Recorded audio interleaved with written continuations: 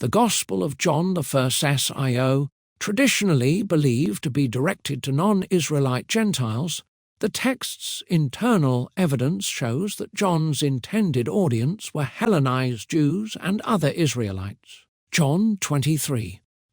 These have been written so that you may believe that Jesus is the Christ, the Son of God, and that believing you may have life in his name. Christ equal to Messiah, equal to the Anointed One, promised to Israel per John 1:41, Matthew 2. This appeal makes sense only to those expecting the Messiah, i.e., Israelites. Life in his name echoes covenantal life per Deuteronomy 36 and Ezekiel 37, not immortality for pagans. The term Christ equal to Messiah, which was the Anointed One, promised to Israel per John 1:41, Matthew 2. Pagans weren't expecting an Israelite Messiah. John frequently used Jewish feasts like Passover and Tabernacles, temple imagery John 2:19-21, and covenant motifs like light, darkness, water, spirit, shepherd, sheep, vine branches.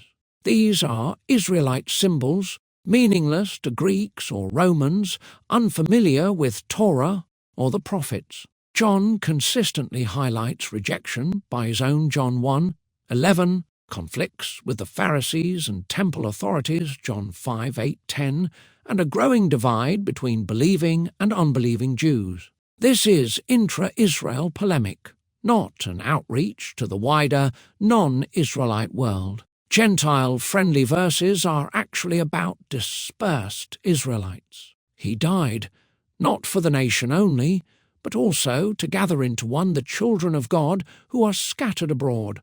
John 11:51-52, children of God scattered abroad equal to diaspora Israelites, not non-Israelite Gentiles. This echoes Ezekiel 37:21-23, and Hosea 1, prophecies about Reganit. The Gospel of John was written for first-century Israelites, especially diaspora Jews and Hellenized Israelites, to show them that Jesus was their long-awaited Messiah and that covenantal life was available to them through him. The salvation presented in John's Gospel, which was written after the events of AD 70, carries a nuanced focus.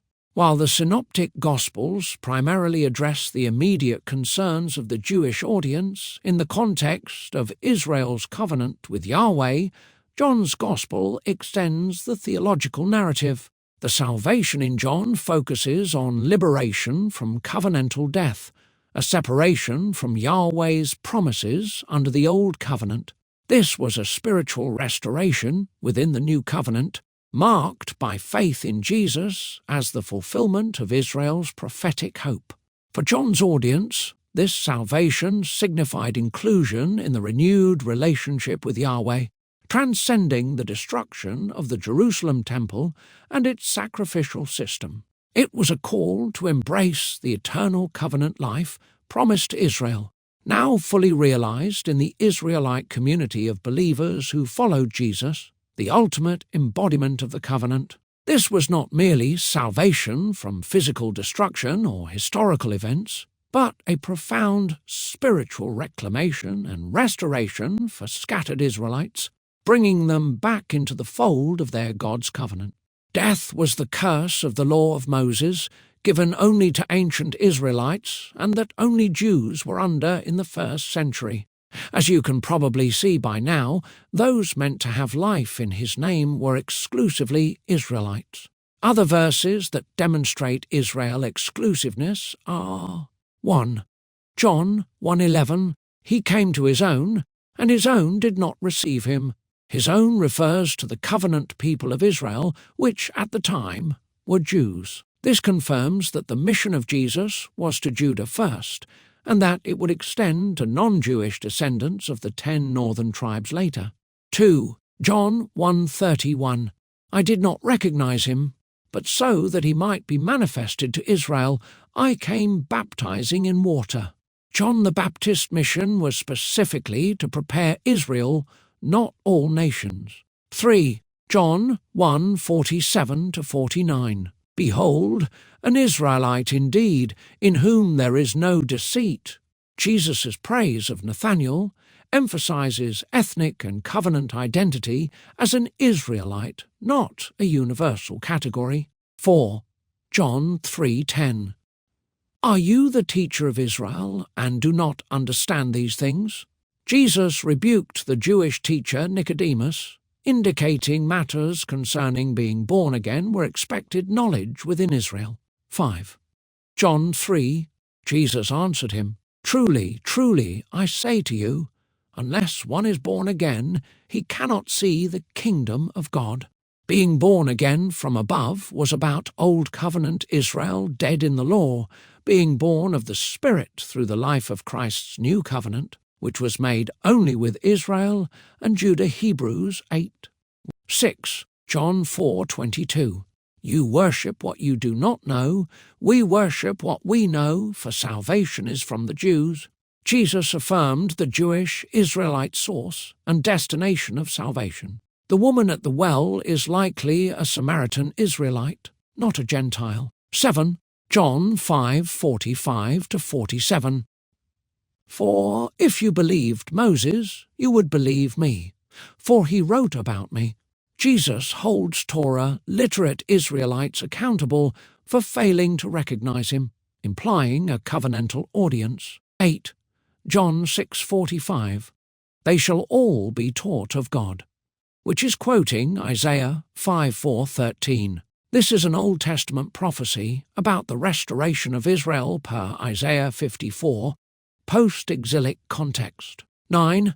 John 7:35.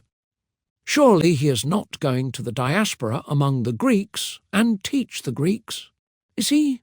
Reflects Jewish awareness of the Israelite diaspora living among Greeks, not Gentiles per se. Deset. John 10:14-16. I have other sheep which are not of this fold, I must bring them also. The other sheep are best understood as dispersed Israelites, not non-Israelites per Ezekiel 34:37. Jedenacht, John 11:50-1-52. He prophesied that Jesus would die for the nation, and not for the nation only, but also to gather into one the children of God who are scattered abroad. Nation equal to Judean Israel, scattered children equal to diaspora Israelites. There's no mention of non-Israelite nation. Dvanacht, John 14:6. Jesus said to him, I am the way and the truth and the life. No one comes to the Father except through me. The way refers to Israel's restoration of access to Yahweh, which had been lost due to Israel's covenantal rebellion. This echoes language from Exodus, Psalm 119:1, and Isaiah 40:3. The truth, from an ancient Israelite's perspective, truth was Yahweh's faithfulness to his promises to Israel. See Psalm 89:33 and Micah 7:20. Jesus is the embodiment of that covenantal faithfulness, the one in whom all the promises to the fathers are fulfilled per 2 Corinthians 1:20, Romans 15:8. The life, death equal to covenant separation due to transgression per Romans 5:12-14, the parameters on covenantal death. Life equal to covenantal relationship per Deuteronomy 30:15-20. Jesus was the restoration of a covenant relationship to Israel. He was the tree of life regained per Revelation 22:2, the source of covenant renewal.